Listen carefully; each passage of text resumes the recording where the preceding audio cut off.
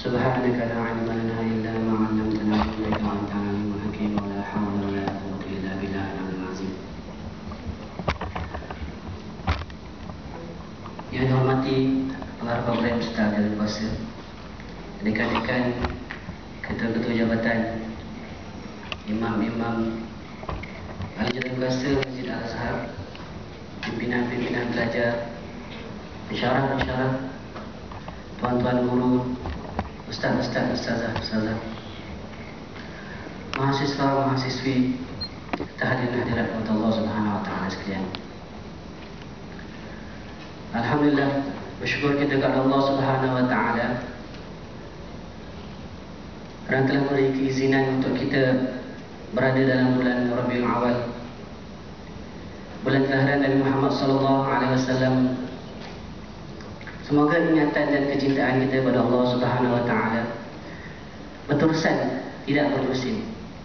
Berterusan setiap ketika dan masa, dengan cara kita mengamalkan sunnah Nabi sallallahu alaihi wasallam dan segala suruhannya. Saya ingin mengucapkan salam daripada rektor dan juga semua pemersatu kuis. Kami semua sedang bermesyuarat di atas dan tidak dapat hadir, dan saya pun tak dapat, minta maaf belum tak dapat sepenuh masa untuk bulan ini dan terlibat dijemput bersama dalam pengurusan kuis. Dan Alhamdulillah,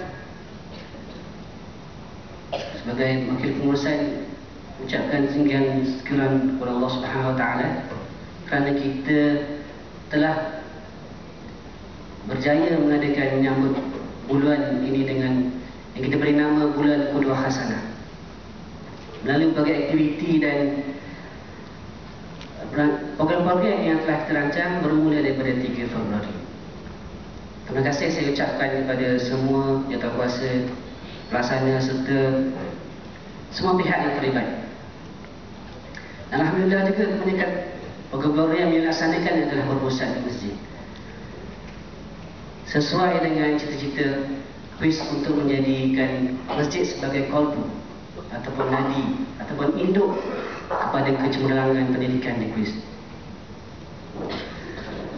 Sedang hadirin Rasulullah SAW sekalian, pada suatu hari Rasulullah SAW ketika satu malam, Rasulullah SAW membacakan ayat A'udzubillahi minasyaitonir rajim.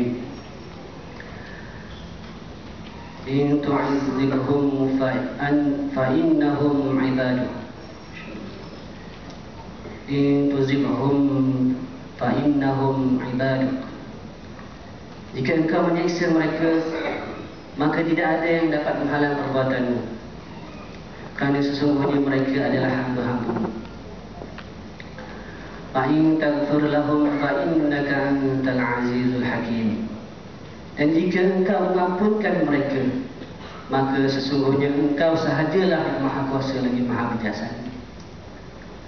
Rasulullah membacakan ayat ini berulang-ulang kali pada malam itu. Tidak tidur Rasulullah SAW. Baginda menangis. Berulang kali menyebutkan, jika engkau ya Allah menyiksa mereka umat-umatku, maka tidak ada dapat yang dapat menghalang perbuatanmu, kerana sungguhnya mereka adalah hamba-hambamu. Tapi jika engkau mengampunkan mereka, maka sungguhnya engkau lah sahaja yang Maha Kuasa lagi Maha Bijaksana. Sepanjang malam Rasulullah tak tidur, menangis, memikirkan kesudahan kita umat. Bagaimana kesudahan kita di akhirat kelak? Adakah kita berada dalam azab neraka ataupun dalam syurga Allah Subhanahu wa taala? Kita lihat bagaimana Rasulullah SAW bukan sekadar itu. Perjuangan baginda daripada mula diutuskan sebagai Rasul, berbagai medan, berbagai cabaran dan tribulasi yang baginda hadapi semata-mata untuk memastikan bahawa kita menikmati nikmat Islam, semata-mata nak memastikan bahawa kita tidak diazab oleh Allah Subhanahu wa taala di akhirat kelak. Tuan-tuan yang dirahmati Allah Subhanahu wa taala sekalian, cuba kita fikirkan bagaimana kita? Rasulullah telah menunjukkan kecintaan dan kasih sayangnya kepada kita. Bagaimana kita? Adakah kita menyambut kasih sayang yang diberikan oleh Rasulullah SAW itu? Rasulullah khawatir dan gelisah jika sekiranya umatnya masukkan ke dalam neraka, menerima azab dari Allah Subhanahu Wa Taala. Adakah kita gelisah memikirkan keadaan kita? Kita sendiri bagaimana? Adakah kita gelisah dengan keadaan kita sebagaimana yang Rasulullah SAW fikirkan? Cuba kita fikirkan dan kita muhasabah diri kita. Sehari semalam banyak mana kita fikirkan bagaimana keadaan aku bila dia berada di akhirat kelak? Berapa umur aku yang tinggal? Umur ni ibarat macam kita ada duit peruntukan gaji, kita guna sikit-sikit memang habis. Tapi gaji ni kita boleh tahu, dapat 1,500, dapat 3,000, 4,000, 5,000, 6,000, kita boleh bajet. Tapi umur yang Allah Subhanahu Wa Taala berikan, peruntukan yang Allah Subhanahu Wa Taala berikan pada kita, kita tak tahu. Mungkin 60 tahun, mungkin 20 tahun, mungkin 40 tahun, mungkin 30 tahun, mungkin besok, mungkin lusa kita akan habis peruntukan umur.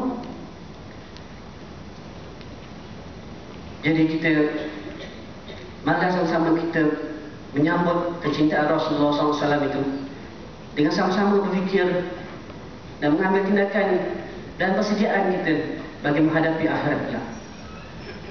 Sidang hadirin Allah Subhanahu Wa Taala sekalian, antara perkara utama yang Rasulullah SAW tekankan semasa penghijrahan Rasulullah SAW di Madinah adalah pembinaan masjid.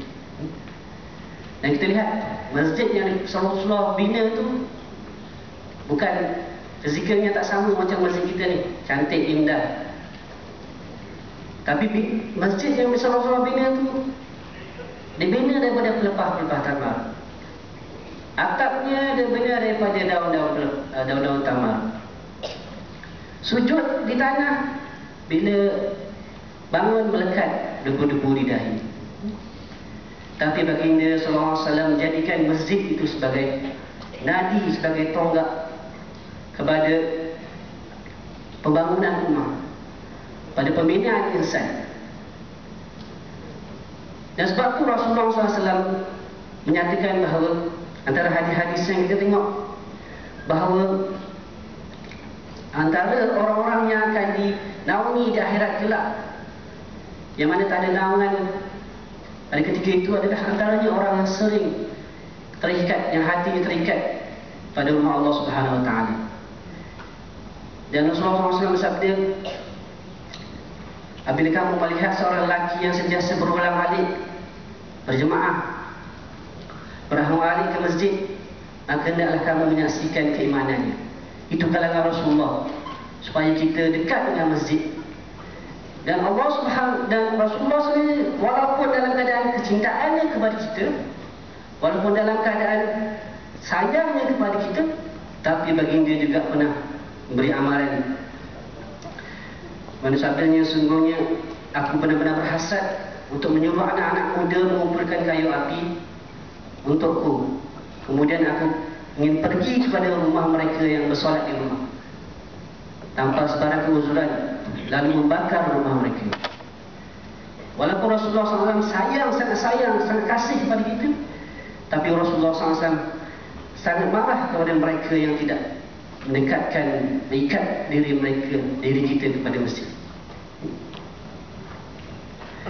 Oleh itu, sedang hadirin Allah Subhanahu Wa Taala sekalian, mari sama-sama kita mengimarahkan masjid. Saya selaku nazir yang baru dilantik menggantikan Ustaz Farid yang pelajaran ke Jordan, walaupun dalam keadaan kedaifan diri ini sebenarnya tidak layak, dan sebenarnya banyak lagi ustaz-ustaz dan tuan guru-tuan guru yang lebih layak daripada saya untuk memikul jawatan ini. Tapi saya upaya insya-Allah setelah diamanahkan untuk memikul tanggungjawab ini. Dan tanggungjawab ini sebenarnya tidak boleh dipikul seorang diri atau hanya di kalangan ejek-ejek masjid. Tuan, kita lihat bagaimana sahabat-sahabat Nabi, mereka semua adalah orang masjid. Mereka semua adalah ejek masjid. Kalau kita nak mencintai Rasulullah SAW, kita kena menjadi macam itu. Kita semua adalah orang masjid. Kita semua adalah ejek masjid. Kita semua ada mempunyai peranan untuk mengimarahkan, untuk menghidupkan masjid. Antaranya adalah, pertamanya mungkin kita berjemaah. Kalau ikut bilangan staf-staf dengan pelajar-pelajar kuis yang ada di, saya rasa kalau waktu Zuhur dan Asar mungkin dekat nak penuh solat Zuhur ataupun Asar. Mungkin solat lain-lain tu saudara tuan-tuan berada di tempat masing-masing. Jadi walaupun yang berlaku sekarang ni hanya ada 3-4 saf, kita cuba bertingkatkan. Dan kita ibaratkan lagi, walaupun luar sana banyak perkara yang kita buat yang telah kita dianjurkan, cuma komitmen dari kita untuk menyertainya. Perkara yang begini ditekankan adalah kemantapan kefahaman kita kepada agama. Sebelum kita perlu ada kefahaman sebelum kita boleh mengamal dan menghayatinya. Justru itu saya ingin mengalu-alukan tuan-tuan sekalian, besok kita ada program daurah yang talaki kitab Turas yang akan disampaikan oleh Tuan Guru Haji Rahim. Sebelum ni kita iklankan Tuan Guru Ismail Sepanjang. Alhamdulillah ni dia tak dapat hadir, ada Guru Zurai. Kita gantikan dengan Tuan Guru yang setara juga, yang pernah belajar di Mekah. Ini sedang memanggil Allah Subhanahu Wa Taala sekalian. Alhamdulillah kita telah diberi keizinan oleh Allah Subhanahu Wa Taala untuk hidup di muka bumi ini. Semua kita akan ditanya oleh Allah Subhanahu Wa Taala. Kullu nafsin za'iqatul maut. Setiap yang berjiwa akan mati. Tapi bagaimana kesetiaan kita? Rasulullah SAW risau pada kita, pada kesudahan kita. Bagaimana kita risau pada diri kita pada ketika mulut kita ditutup, tangan dan kaki kita menjadi saksi, dan kita mohon pada Allah Subhanahu Wa Taala agar kita tidak menjadi orang-orang yang misal. Firman Allah Subhanahu Wa Taala, walau tara izil mujrimuna nakisu ru'usihim inda rabbihim Rabbana absarna wa sami'na farji'na na'mal salihan inna muqinun. Pada waktu itu, bila kita dah nampak, bila kita dah mendengar, baru kita mohon pada Allah Subhanahu Wa Taala, kembalikanlah kami supaya kami boleh beramal. Jadi saya mengucapkan syukuran kepada Allah Subhanahu Wa Taala dan terima kasih kepada semua ketua kuasa pelaksanaan yang terlibat bagi majlis ini, dan terima kasih kepada tetamu jemputan kita, kepada Ustaz,